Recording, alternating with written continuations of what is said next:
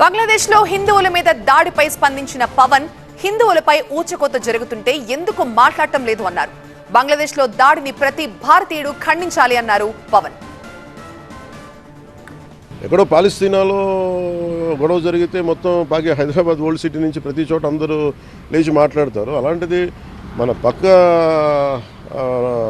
దేశమైన మన neighbouring country బంగ్లాదేశ్లో హిందువుల మీద ఊచకోత జరుగుతూ ఉంటే, దాడులు జరుగుతూ ఉంటే బేసిక్గా భారతదేశం సమాజంలో స్పందించదు.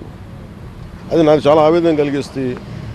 ఇండియన్ ఆర్మీ అంటే ప్రతి దేశంలో ప్రతి రాష్ట్రంలోని సైనికుడు ఉంటారు. అక్కడ వాళ్ళ రక్తాలు దారబోస్తే తప్ప, వాళ్ళ ప్రాణాలు కోల్పోతే తప్ప ఈ రోజున బంగ్లాదేశ్ విమోచన జరగలేదు. షేక్ ముజిబుర్ రెహమాన్ ఆయన ప్రభుత్వం స్థాపించలేకపోయింది. ఇది ఎక్కడో చోట అందరం కలిసికట్టుగా మాట్లాడాలి. ఈ భయాలన్నీ వదిలేసి ఎక్కడ పాలస్తీనాలో జరిగినప్పుడు ఒక ఎకో సిస్టమ్ అందరూ బలంగా వచ్చి నిలబడ్డప్పుడు మీరు బంగ్లాదేశ్లో హిందువులను ఊచకోత జరుగుతుంటే ఎవరు ఎందుకు మాట్లాడరు? అందుకని అది నేను మాట్లాడడం స్టార్ట్ చేశాను. I think it is our fundamental, ఇది మన ప్రాథమిక బాధ్యత.